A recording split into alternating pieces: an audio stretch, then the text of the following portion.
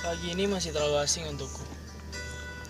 Baru kemarin aku menjejakkan kaki di kota, yang kata orang adalah kenangan ini. Namaku Jody. Aku mulai terbiasa dengan istilah murid baru dan hal-hal klise tentang pindah sekolah. Tak satu pun dari agenda tiap tahun itu yang merupakan kemauanku. Aku bosan dengan seragam baru, adaptasi bahkan perkenalan di depan kelas. Orang tua aku punya tanggung jawab untuk masyarakat banyak, dan aku adalah salah satu yang berkorban mengesampingkan ego untuk menetap hanya di satu kota tidak lebih dari 1,5 tahun. Tak heran, masa sekolah yang kata orang adalah masa-masa mengundang rindu malah tak membekaskan apapun untukku.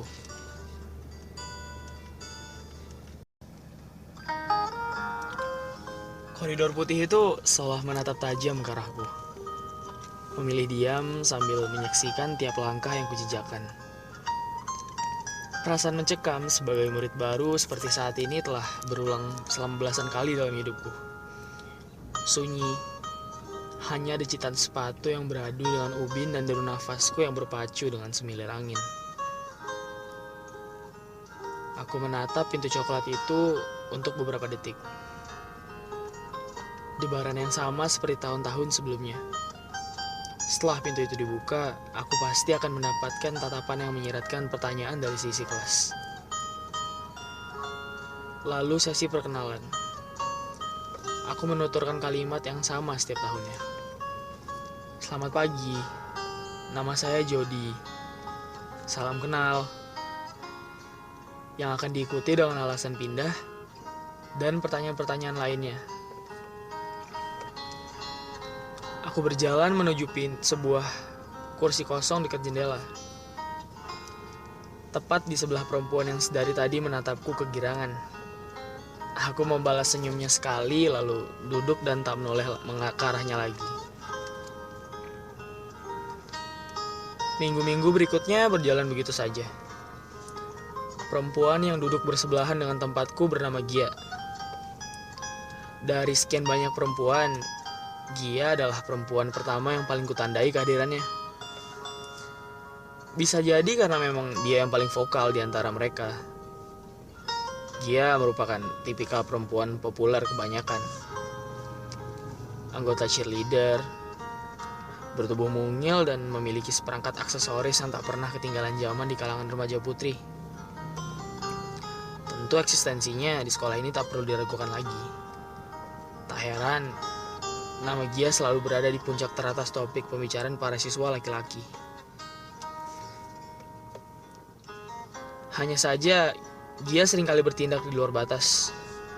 Dia dan perempuan bernama Rara, yang selalu berjalan di sampingnya itu seolah menaruh dendam terhadap Aldina. Seorang gadis pendiam yang tak banyak bicara sejak pertama kali aku menginjakkan kaki di sekolah ini. Dirinya seolah hanya berteman dengan kumpulan buku yang ia bawa dalam tas besarnya. Aku tak mengerti apa yang salah dari perempuan itu. Hingga Gia dan Rara selalu saja berusaha membuat posisinya tersudut. Tiap kali Aldina melintas di hadapannya, Gia akan senantiasa mengawasi sosok itu. Dan Rara yang bertindak lebih seperti kaki tangan ketimbang sahabat itu tak lupa mengompori.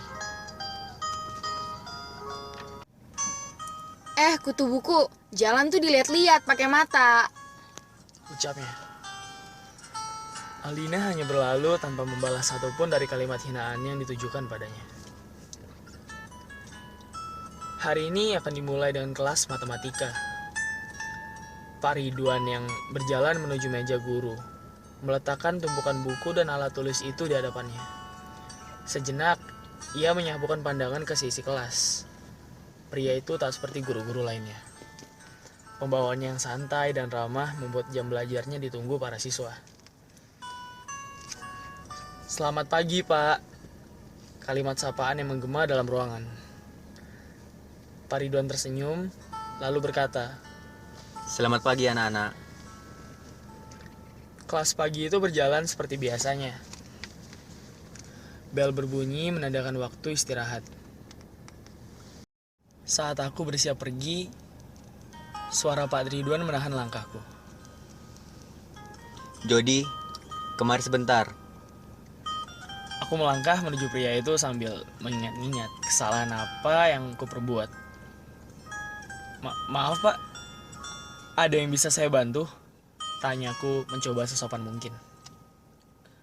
Pak Ridwan mengangguk dan berikutnya pria itu tersenyum lalu menepuk pundakku. Jangan aku begitu. Saya mau minta tolong sama kamu. Kamu pasti tahu kalau akhir-akhir ini dia sering kali ketinggalan di pelajaran saya. Padahal saya yakin dia murid yang punya potensi.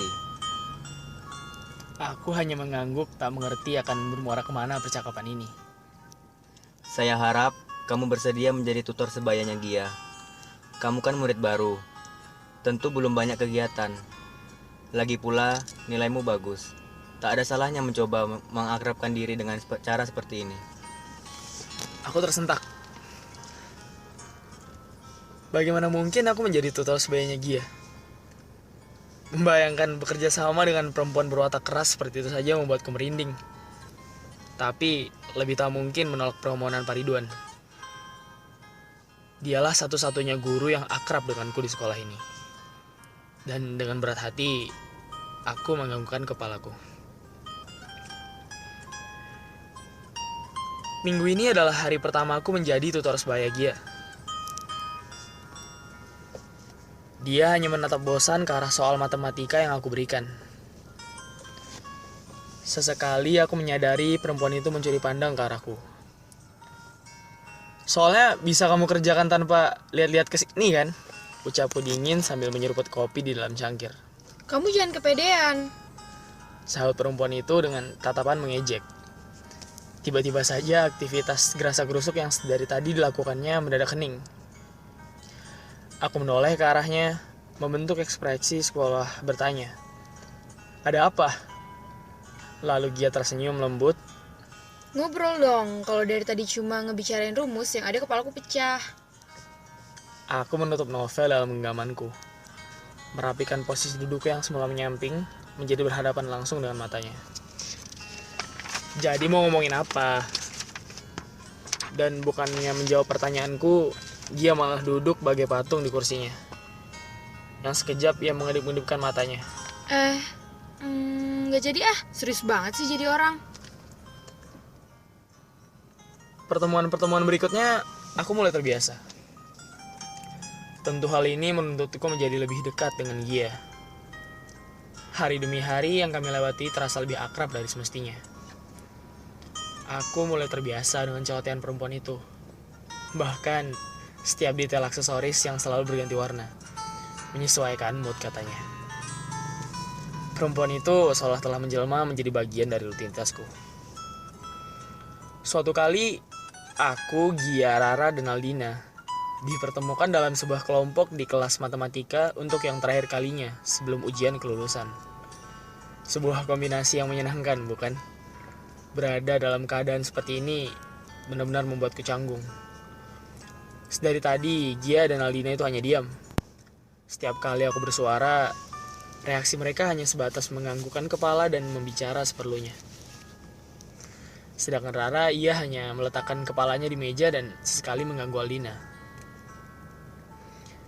Saat tengah berdiskusi menentukan apa yang akan kami buat, aku mencoba menanyakan pendapat Aldina. Aku hanya penasaran mengapa perempuan itu irit sekali mengeluarkan kata-kata. Namun siapa sangka, di balik sosok pendiam itu, perempuan seperti Aldina ternyata mampu mendeskripsikan ide segarnya dengan apik disertai dengan alasan yang tepat sasaran untuk proyek kali ini. Aku masih asik mendengarkan dan menambahkan beberapa masukan di atas rancangan penelitian kami.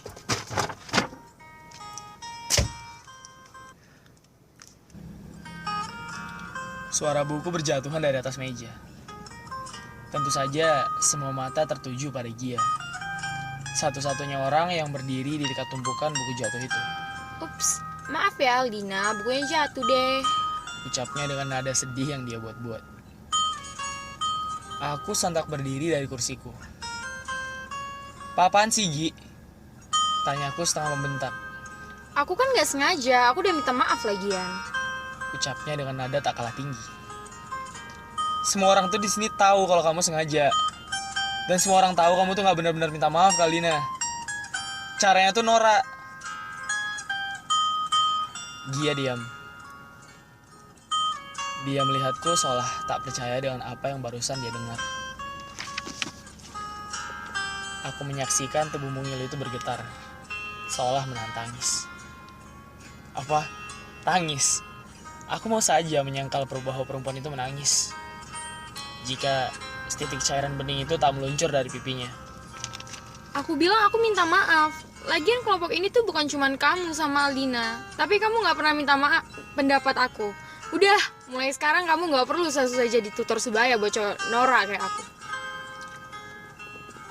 Aku menyaksikan punggung Gia menghilang di balik pintu. Ada hasrat untuk menahannya agar tetap diam di sini. Entahlah, aku malah membiarkan sosok itu pergi dan tak berujung dengan ratapan lama sekali. Aku mencoba fokus pada tumpukan kertas di hadapanku, tapi rasa bersalah dalam jiwaku malah semakin menjadi. Ujian kelulusan pun akhirnya dilaksanakan. Tidak seperti kebanyakan orang, aku merasa cukup yakin dengan apa yang sudah aku persiapkan. Apalagi setelah begitu lamanya belajar dengan Gia. Yang ia ternyata seorang yang pandai, hanya saja sedikit malas. Ya, bukan saja aku membantunya belajar, namun secara tidak langsung dia juga mengajariku banyak hal, mulai dari pelajaran hingga hal yang lain. Setelah kejadian di kelas itu, kami tak pernah berbicara sedikit pun. Bahkan untuk bertatapan pun tak pernah.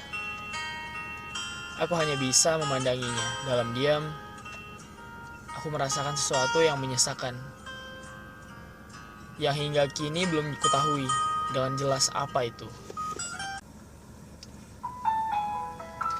Pengumuman hasil kelulusan sudah keluar. Gia dan aku mendapatkan hasil yang sangat bagus.